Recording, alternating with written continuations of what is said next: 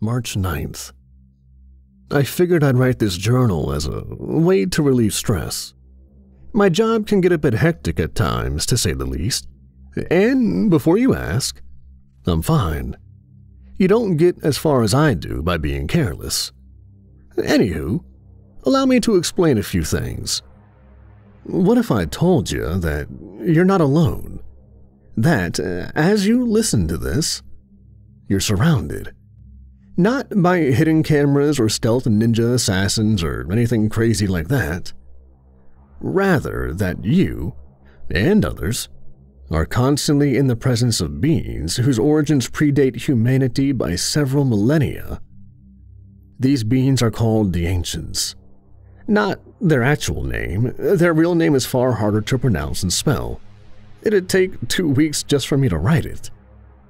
Ancients are powerful shape-shifting beings that can take the form of pretty much anything you can think of. The guy next door, your dog, even the computer or phone you're using right now could potentially be an ancient in disguise. That being said, there's no need to get too worried. For the most part, ancients want nothing to do with humanity. In fact, you could spend your entire life living among one or more ancients and never know about it. There are exceptions, of course.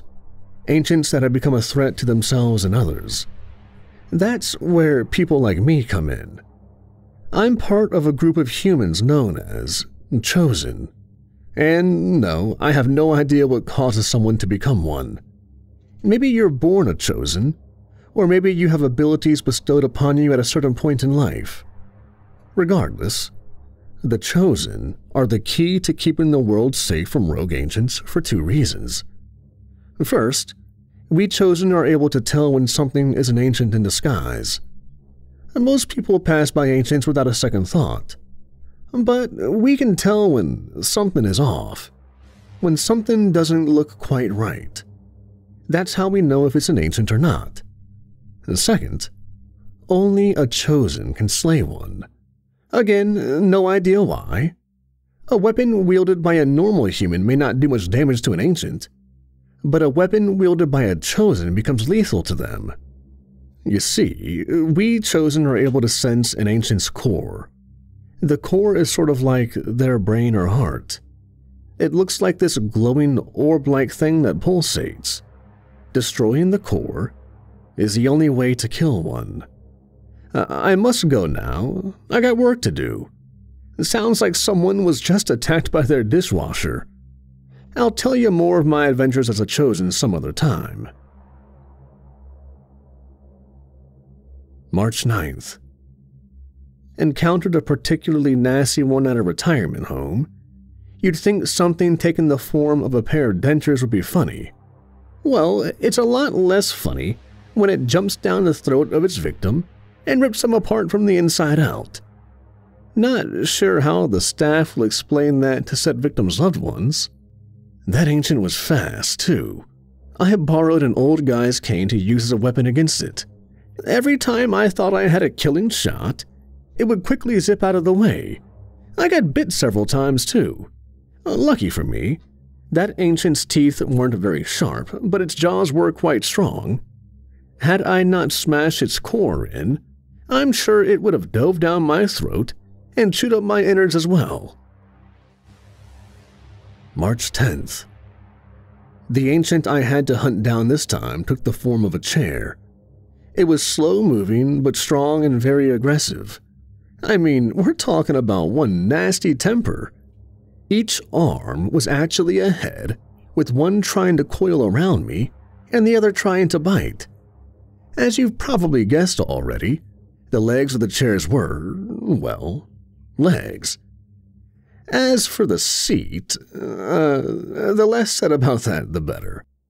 Let's just say I feel sorry for anyone who tried to sit on that monstrosity.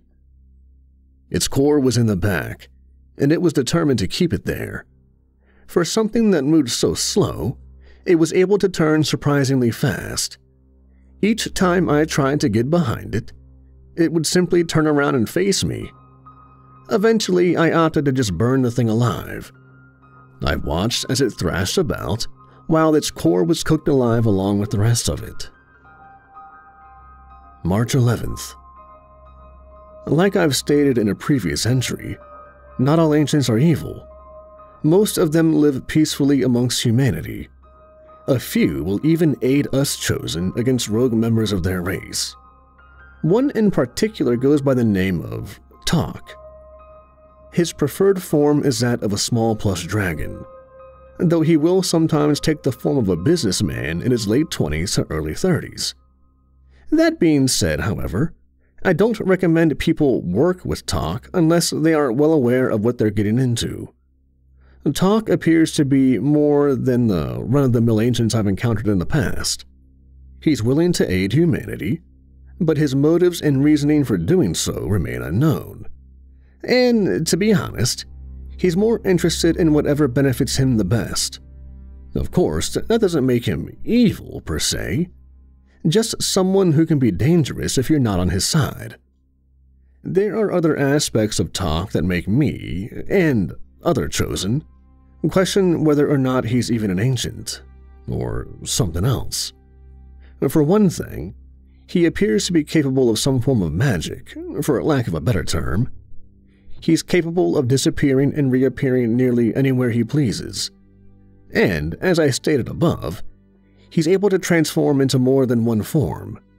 Most ancients I've encountered only have two: their disguise form and their true form. And perhaps Talk is simply more skilled than other ancients we've encountered so far, and his abilities reflect this aspect. Another aspect of Talk that differs from other ancients is the bizarre hourglass shape associated with him. Said symbol can be used to prevent him from entering other rooms or even entire buildings, and, if necessary, it can be used to seal and imprison him should he become a danger to others. I wouldn't recommend attempting to slay him, however. As morally questionable as he can be, I'd rather Talk be an ally than an enemy. March 12th. Went to a local bar and grill for dinner and to track down another rogue ancient. Talk was with me for whatever reason. I had learned not to question why he chooses certain hunts over others. We had dinner. It was average, except for the waffle fries, which were surprisingly good, given the standard bar food available. Our informant was an ancient that took the form of a television set. A news ticker scrolled across the bottom of the screen. Most people didn't give it second notice as they were too busy chatting about their day or eating their meals. Talk and I were aware that the news ticker's words were completely irrelevant to what the newscasters on the television were saying. Instead, they were describing the recent attack that had occurred. The rogue ancient took the form of a human being and was responsible for the disappearance of several people over the past week. It didn't take long for us to track him down. His movements, mannerisms, and appearance were off. Enough for even a normal human being to find something wrong with him, even if they didn't realize just how wrong. Talk and I confronted him in a parking lot outside the bar and grill. It didn't take long for the rogue ancient to shift into his true form. And to say he was ugly would be an understatement. His ribcage and vertebra had crawled out of his mouth, with the ribs extending and forming long arachnid-like legs, and the vertebrae forming the tail. The rest of the ancient's humanoid body swung back and forth at the end of the tail, while he scurried about slashing at us with his front rib legs.